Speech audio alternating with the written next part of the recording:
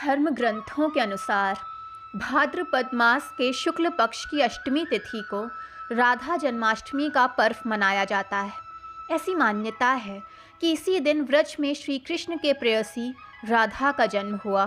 ब्रह्मा वैवर्त पुराण के अनुसार राधा श्री कृष्ण की तरह ही अनादि और अजन्मी है। उनका जन्म माता के गर्भ से नहीं हुआ। इस पुराण में देवी राधा के जन्म से जुड़ी एक प्रचलित कथा मिलती है। आइए जानते हैं।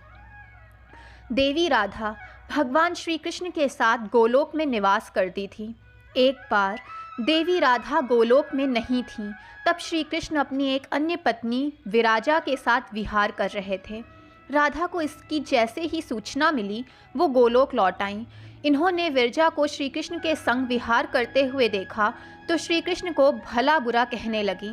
राधा को क्रोधित देखकर विरजा नदी बनकर वहाँ से चली गईं।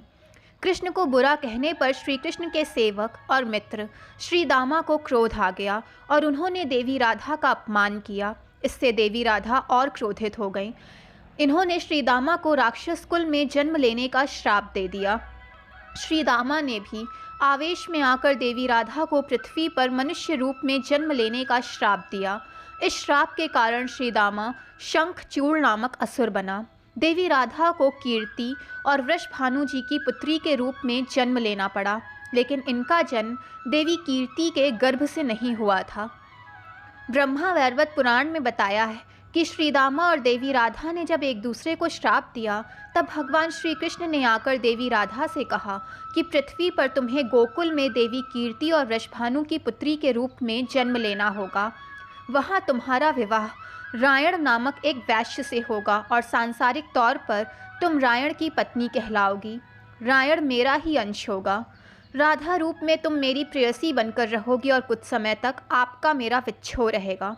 इसके बाद भगवान श्री कृष्ण ने कहा कि अब आप वृषभानु के घर में जन्म लेने की तैयारी करें। संसार की दृष्टि में राधा की माता कीर्ति गर्भवती हुई, लेकिन उनके गर्भ में राधा ने प्रवेश ही नहीं किया। कीर्ति ने अपने गर्भ में वायु को धारण किया हुआ था और योग माया के सहयोग से कीर्ति ने वायु को जन्म दिया, लेकिन वायु के जन्म के साथ ही वहाँ देवी राधा कन्या रूप में प्रकट हो गई।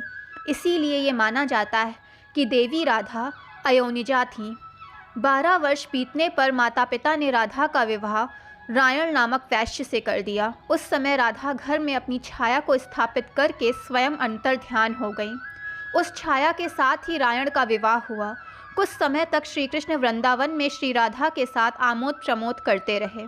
इसके बाद श्री दामा के श्राप के कारण उनका वियोग हो गया। इस बीच श्री कृष्ण ने पृथ्वी का भार उतारा।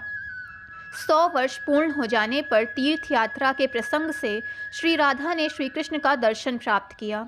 इसके बाद श्री कृष्ण राधा के साथ गोलोक धाम वापस पहुंच गए। दोस्तों, वीडियो पसंद आए तो चैनल को लाइक, सब्सक्राइब एंड शेयर कीजिए ताकि चैनल की नोटिफिकेशंस आपको मिलती रहें।